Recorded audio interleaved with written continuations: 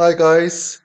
So this is part two of the video, and I hope you enjoyed part one in my original channel. Part two is obviously on my new channel. Make sure you watch the video from the start to the end, and also if you can check out my other videos as well. It will help bring up the watch time. So without further ado, let's start the show.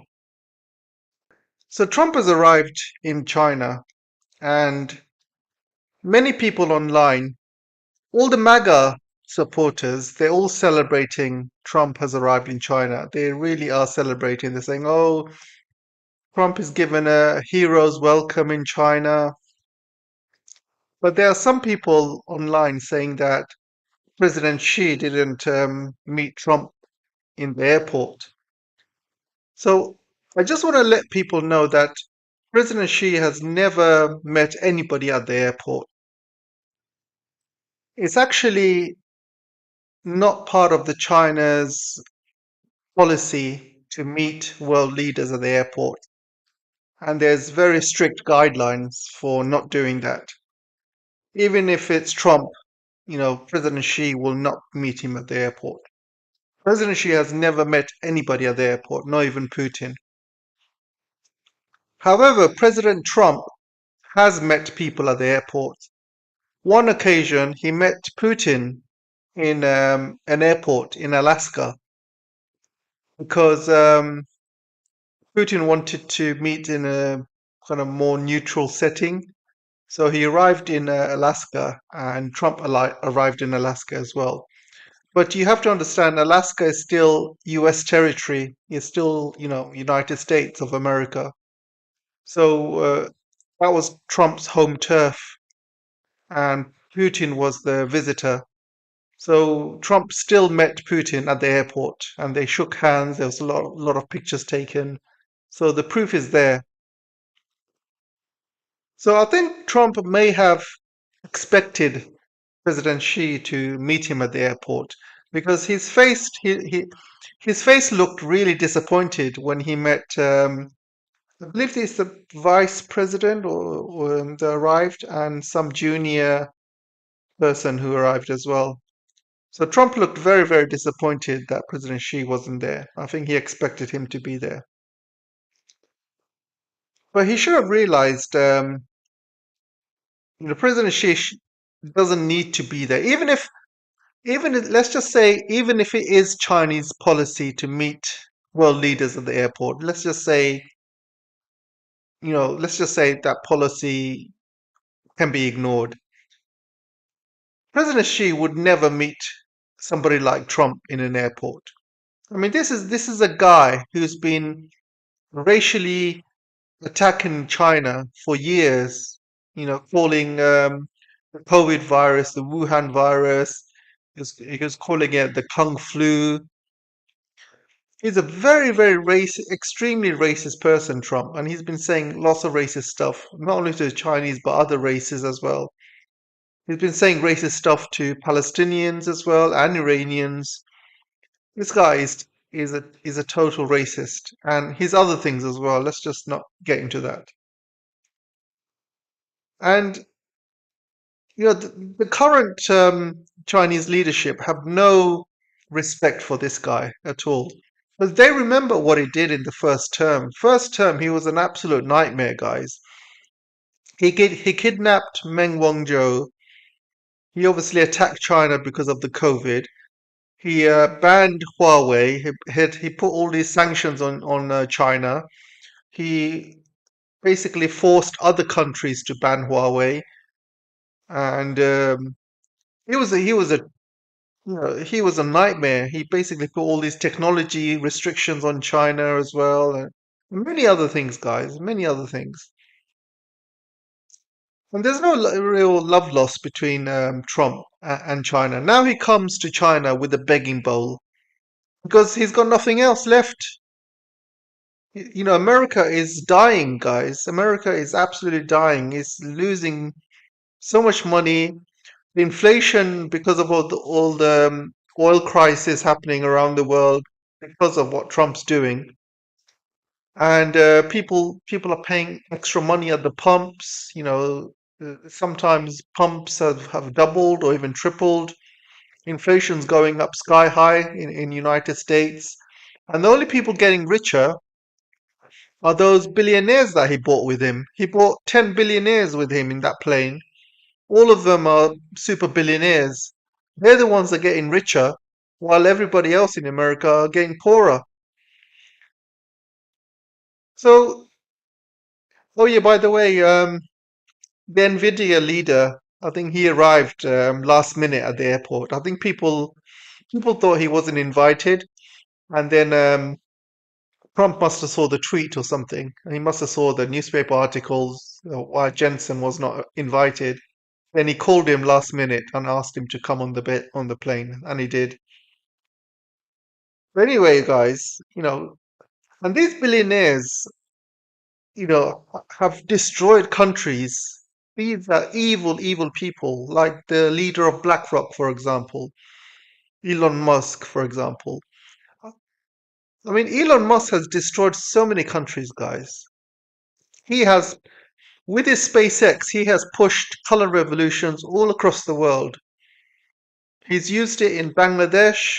He's used it in Iran, by the way, with those protests. He's using it in Ukraine to kill Russians. Literally, he's used it in so many places around the world, and it's just going to get worse. That's his tool for color revolutions. And then you have the BlackRock guy coming in. BlackRock guys, he's no different from Soros. These guys come into countries, they buy up all the assets, and they dump them, and they crash the currency and crush the country and steal all the wealth.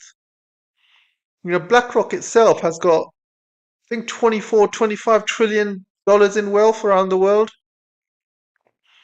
Literally has destroyed countries, BlackRock has. And the other companies as well, they're not any better. You got Facebook, who also has promoted terrorism around the world, especially to China. And you have some pharmaceutical companies who have probably pushed COVID around the world as well. These are all evil companies, guys, all of them. And they're all evil people as well. None of them said anything about what's been happening in Gaza, for example. None of them stood up for it. What's the point of having all this money and power when you can't do something with the wealth that God gave you?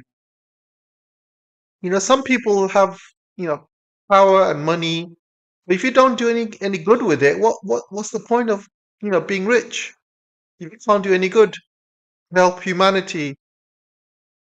Greedy bastards. I'm telling you, greedy bastards. What's the point of being a billionaire? If you're a billionaire and you do like lots of work for charity and stuff, you help people in need, you help humanity, you stand up for human rights, like what's happening in Gaza and Lebanon, even Iran. They needed to stand up, but no, nobody, not one of them stood up because they don't care, guys. For them, war is money for them. War, suffering, killing. End of the day, they're the ones that make money. I mean, look at Starlink, guys. It's made Elon so much money. Starlink has because he's been pushing color revolution, and then he's been using Starlink in Ukraine, and Ukraine's been using Starlink, and people around the world are paying for it. People paying Elon Musk. He uses Starlink in Ukraine. But when Gaza asks for Starlink, when Lebanon asks for Starlink, no, he doesn't want to give it because he's Israeli owned like the rest of them, guys. So yeah, I mean, I'm not very happy to be honest, guys. That Trump has arrived in China. I'm not very happy. I mean, I know China very well. I mean, I'm pretty sure that the leadership will, you know, give him a photo op and everything. They'll give him grand gesture like they have. By the way, all these MAGA accounts are saying Trump has been given a ground gesture, he's been given a red carpet. Every single leader that comes to China gets the same treatment. It's no different, guys. Look at, in fact, I've seen lesser leaders from lesser countries getting better treatment than Trump. I've seen leaders like, I think, I've seen Turkmenistan or Malaysia, all these other leaders that came recently. They've had an even better reception than Trump, much bigger one.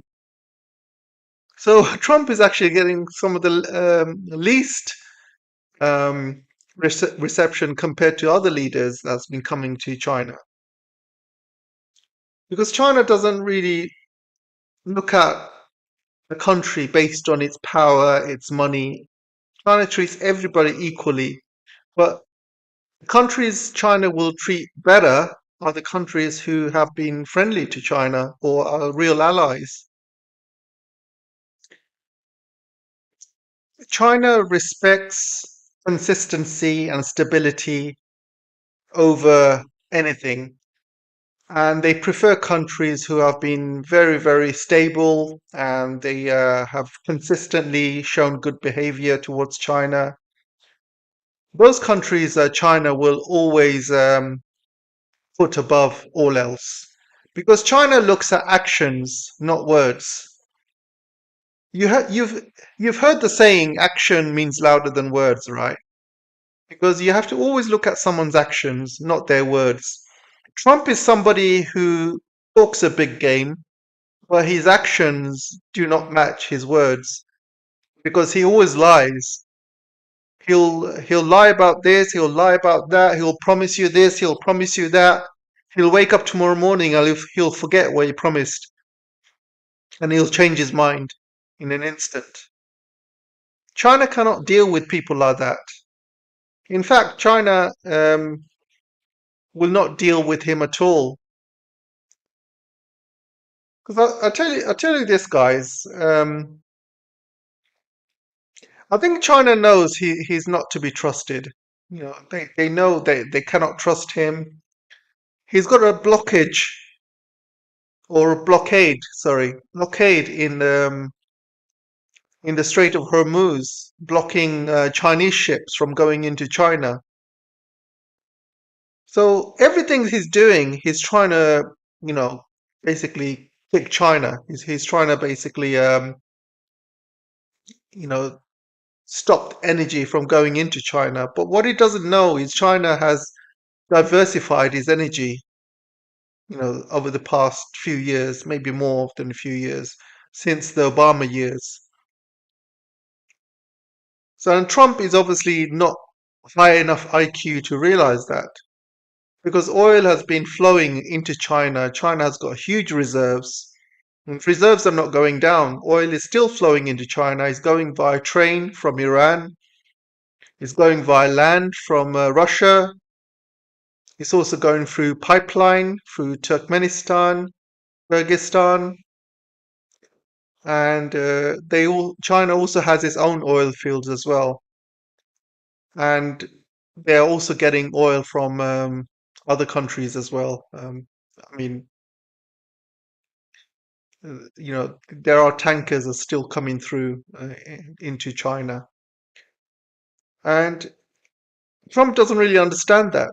He doesn't understand that China has diversified its energy.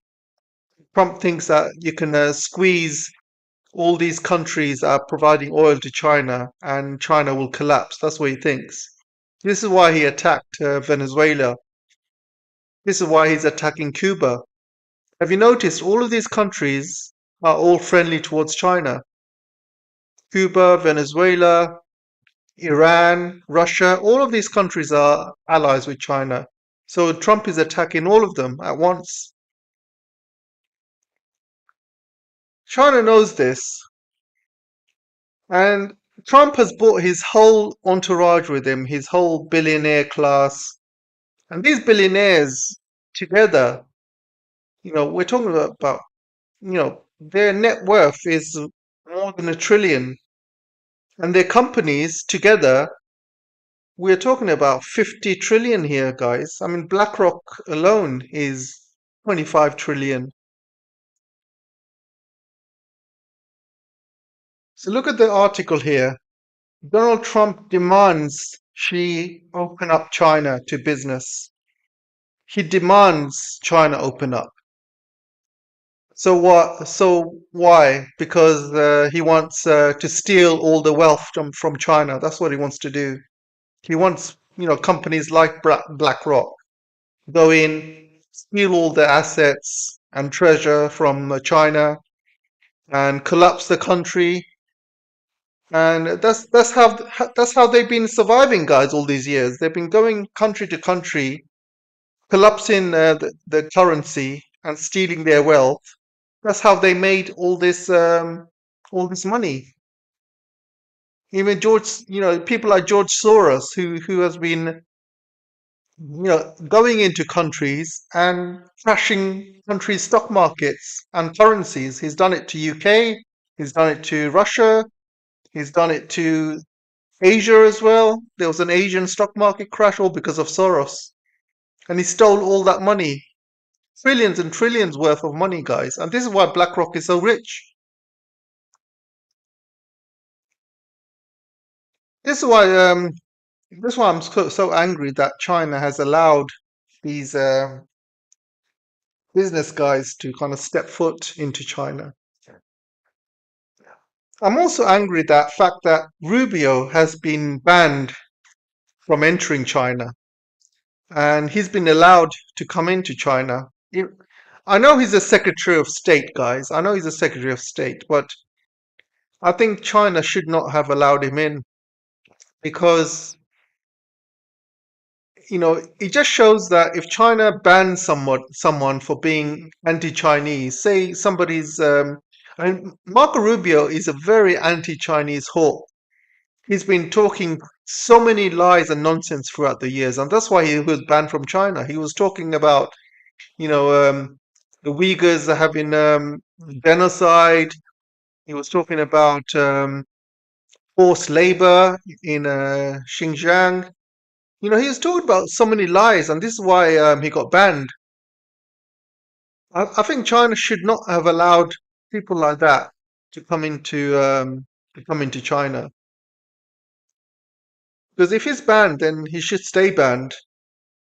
Not, he's obviously in China not because he loves China. He's in China because he wants handouts. He wants money. So I think China probably made a mistake. They should have kept him banned. Should have kept him in United States. Yeah, I don't agree him being there because China allowing him to come to China, it just sets a standard, sets a precedence that if China bans you or sanctions you, it doesn't really mean anything. They can always unban you later on, or you can always come in later if you're part of the American, basically administration. So everybody that China has banned in the United States for being anti-Chinese, why if they all join the administration next year, in the next election, in the next administration, and they all start coming into China asking for money and handouts? It just sets a precedence, guys. You shouldn't, once a person is banned, should always stay banned. Because at the end of the day, they're banned for a reason. I would say even President Trump should be banned because this guy's a felon as well. He's a felon, he's a P. I'm not going to say the full word, but you know what I mean.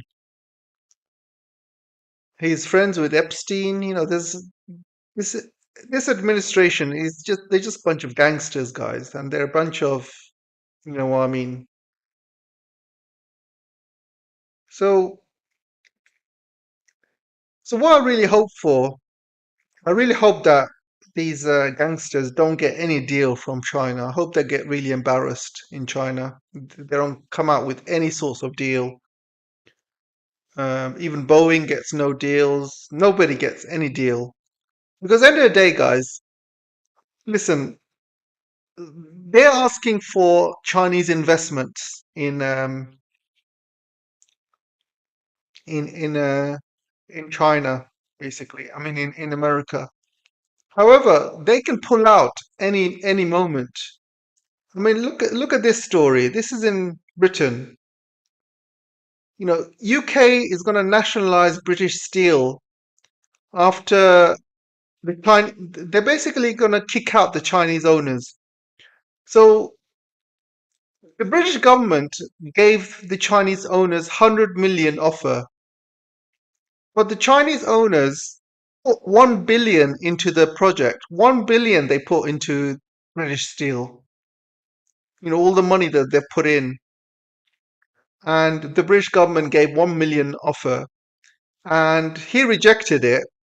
And despite rejection, the British is going to nationalize British Steel, despite 1 billion of Chinese money going into British Steel.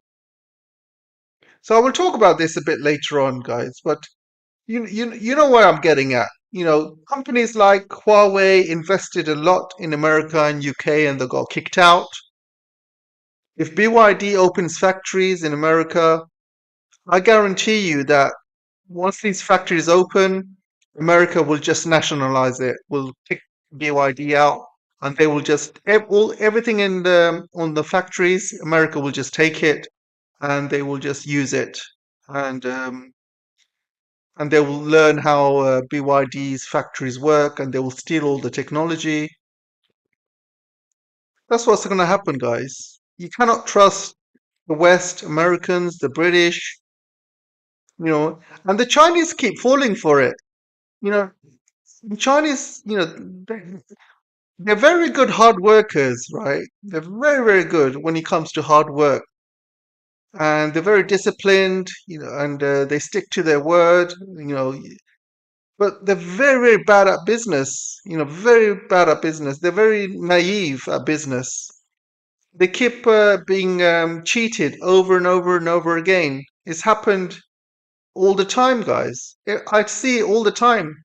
They keep investing in these countries, in these, you know, they fall for these fake white man promises from Trump and from Starmer. Even those Hungary plants are going to be in big trouble now that Orban is gone. And they keep getting burnt. And China keeps getting burnt. They keep investing in the West, and the West just keeps nationalizing them. It's happened in Ukraine because the Chinese companies had invested in a company called aerodynamics company, or a weapons company, and they make plane engines basically. And Zelensky, this was before the war, by the way. And Zelensky basically nationalized it, despite China putting in hundreds of billions into that project. Not hundreds of billions, hundreds of millions. And then Ukraine came and basically nationalized it, and China lost all that money. They haven't got it back. And the same with all these companies that were invested in America. Then when Trump came in his first term, he cancelled all the projects, nationalized everything, kicked all the Chinese out. Chinese are being kicked out of farm usage. So all the farms that China owns in America, America is just taking them, just literally taking them without paying it any money. All the Chinese in America, in the West, they've been arrested for spies as well for no reason. Recently, there's 2 Hong Kong guys got arrested. Basically they think they're spies. All any Chinese scientists, they get arrested, interviewed by the FBI. This is why China, look at China, guys. China doesn't need America anymore. China doesn't need the West anymore. There is no need for China to do any sorts of deals with the West. China is fine by itself. They can trade with the rest of the world. The rest of the world is 80 or 90% of the population. The world population is how much? 8 billion? And what's the population in America? It's 300 million or something. And out of the 300 million in America, who are the middle class and who are rich. There's not a big number, guys. The middle class is shrinking every day in America. Most people are living paycheck to paycheck. So the people with actual money is probably less than 10,000, I would say, in America. And the middle class is shrinking in America and the West as well. Middle class is shrinking all over the West. So China needs to just, focus on developing markets, not the markets that are going down. So I really hope they don't do any sort of deals with these gangsters, guys. And I really hope that they don't come to any deal when it comes to Iran, for example. I think China should stick to its guns with Iran, support Iran, because what Iran is doing is also helping China in the long term. Because if Iran falls, the Middle East will be taken over by United States and Israel. And guess who they're going to come after next? They're going to, basically vassalize all the Middle Eastern states. You're going to see Greater Israel. They're going to take over all the oil fields, and that oil fields they're going to be controlling, and and they'll just stop the flow to China any moment. So Iran is fighting, for the global south in that part of the world. Russia is fighting for the global south in the northern hemisphere, and China can basically look after Asia and Central Asia. That's a big enough world for these three powers. So I really hope that China kind of doesn't of agree to anything that Trump demands. Trump is desperate, guys. He's very, very desperate. He tried to put 145% tariff on China just a few months ago, and it failed, completely failed. Now he's come to China asking with a begging bowl to give money. Why should China give money to somebody like that who can any given moment place sanctions on China? If China didn't have the rare earths card, right? If China did not have rare earths, and Trump would have sanctioned the hell out of China. He would have put those 145% tariffs on China, and he would have not, he would have just left it. He would have not backed down. The only reason he had to back down is because China revealed its rare earths card. Otherwise, he would have kept that, like he did all these sanctions in his first term. At that time, China wasn't as powerful as today. It didn't have a semiconductor industry, and and Huawei was very, very dependent on Western products and software at the time. So they got really hurt at the time when those sanctions hit Chinese companies, especially Huawei.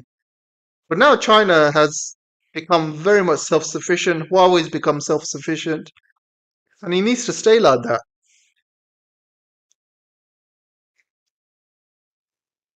So yeah, that's all for today, guys. And so take care for now, guys, and I'll see you soon.